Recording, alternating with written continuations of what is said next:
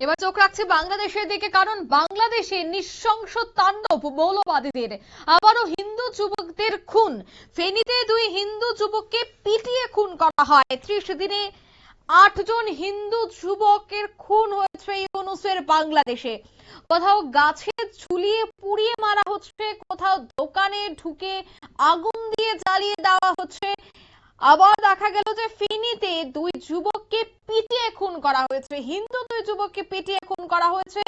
8 জন হিন্দু যুবকের মৃত্যু হয়েছে এখনো পর্যন্ত ইউনূসের বাংলাদেশে এই কয়েক দিনের মধ্যে, চলতি মাসেই। বিস্তারিত জানবো সেই বিষয়ে টেলিফোন লাইনে যুক্ত হয়ে গেছে প্রতিনিধি সৌম্য মুখোপাধ্যায়। সৌম্য, ঠিক কি জানতে পারছো এই মুহূর্তে বাংলাদেশ থেকে?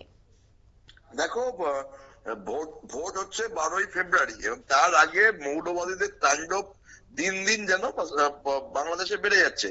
সেখানে আবার ফেনীর দাগনভূঞায় এক অটো রিক্সা চালক হিন্দু যুবক, তাকে পিটিয়ে খুন করে তার গাড়ি ছিনতাই করার অভিযোগ উঠেছে একদল দুষ্কৃতীর বিরুদ্ধে।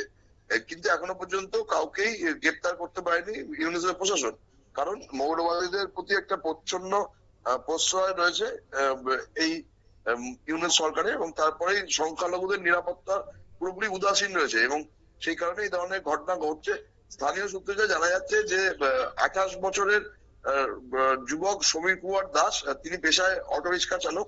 সোমবার তিনি কাজ শেষ করে বাড়ি যখন ফিরছিলেন, সেই সময় ফেনীর উপজেলা স্বাস্থ্য কেন্দ্রের সামনে তাকে একদল দুষ্কৃতী ঘিরে ধরে এবং প্রথম তার অটোরিক্সা ছিনতাই করার চেষ্টা হয়। তাতে সমীর যখন বাধা দেয় তখন তাকে পিটিয়ে খুন করে অটোরিক্সাটা নিয়ে দুষ্কৃতীরা পালিয়ে যায়। পরে স্বাস্থ্য কেন্দ্রের সামনে থেকে সমীরের রক্তাক্ত মৃতদেহ উদ্ধার হয়েছে। এই বিষয়ে দাগনভূঞা থানার ওসি মোহাম্মদ ফাইজুল আজিম জানিয়েছেন যে দুষ্কৃতীদের শনাক্ত করার চেষ্টা চলছে এবং গ্রেপ্তার করার জন্য অভিযান চলছে, কিন্তু এখনো পর্যন্ত কারা ঘটিয়েছে সেই ব্যাপারটা পুলিশ জানতেই পারেনি বলে জানা যাচ্ছে। দেখো, গত বছরের ডিসেম্বর মাসের শেষে ময়মনসিংহের দীপু দাসের খুনের পর থেকে গত 1 মাসের মধ্যে 8 জন হিন্দু এই নিয়ে খুন হয়ে গেল এবং প্রত্যেকটা ক্ষেত্রে দেখা যাচ্ছে যে অপরাধীদের সেইভাবে মূল অপরাধীদের ধরা হচ্ছে না এবং শাস্তি দেওয়া হচ্ছে না। মূলত বেছে বেছে বাংলাদেশের বিভিন্ন স্থানে হিন্দুদের ওপর আক্রমণ করা হচ্ছে, তাদের লুটপাট করা হচ্ছে এবং তাদেরকে মারধর করা হচ্ছে এবং তাদের খুন করা হচ্ছে। যেটা জানা যাচ্ছে যে লাস্ট যেটা মারা গেছিল, যে এই আওয়ামী লীগের সমর্থক ছিল প্রলয় চাকি বলে একজন গায়ক তথা হিন্দু সংস্কৃতি কর্মী, তাকে পিটিয়ে মারার খবর এসেছিল। তারপরেই ফের নতুন করে এই হিন্দু যুবক সমীর কুমার দাসকে মারা হয়েছে। এর আগে প্রলয় চাকিকে পুলিশের হেফাজতে পিটিয়ে মারার অভিযোগ ছিল এবং তারপরেই মঙ্গলবার সকালবেলা নতুন করে সমীরের হত্যাকাণ্ডের বিষয়টা স্পষ্ট হয়েছে যে ভোটের আগেই হিন্দু হত্যাকে কাজে লাগিয়ে হিন্দুদের মেরে এথনিক ক্লিনজিং করে সেটাকে বাংলাদেশের ভোটে ব্যবহার করতে চাইছে কট্টরপন্থী জামাত ইসলাম এবং তারা মৌলবাদের একদম চূড়ান্ত পর্যায়ে চলে গেছে। সেই কারণেই এই ঘটনা তারা ঘটাচ্ছে। আর এটার পিছনে পুরোপুরি মদত রয়েছে ইউনিট প্রশাসনের। তারা চাইছে যে জামাত ক্ষমতায় আসুক, সেই কারণেই জামাতকে দিয়ে এইভাবে পরপর হিন্দু হত্যা হচ্ছে। আর জামাত এই হিন্দু হত্যা করে মুসলিম ভোট সংগঠিত করার জন্য এই হিন্দু হত্যাটা করছে।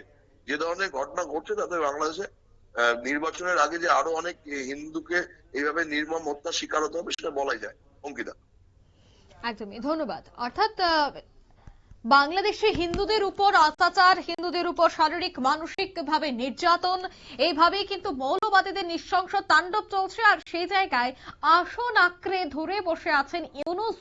গদির লোভেই ইউনূস মৌলবাদীদের রীতিমতো সঙ্গে নিয়ে চলছে, আর যার জন্যই এবার বাংলাদেশে বসবাস করা হিন্দুরা এইভাবে নৃশংস অত্যাচারের শিকার হচ্ছে। সামনে যেহেতু রয়েছে জাতীয় নির্বাচন, তাই নির্বাচনকে কেন্দ্র করে ইউনূস এবার চুপ থেকেই নির্বাচনটাকে ভালোভাবে যাওয়ার জন্যই যে কোনো রকম কোনো পদক্ষেপ এই মুহূর্তে নিচ্ছে না, সেই বিষয়টাই স্পষ্ট। এবং তার শান্তির জন্য যে নোবেল জয়ী বা তাকে যে নোবেল দেওয়া হয়েছে তা নিয়ে কিন্তু যে জল্পনা কল্পনা আলোচনা, তা যেন আরো অনেকটাই উস্কে দিচ্ছে।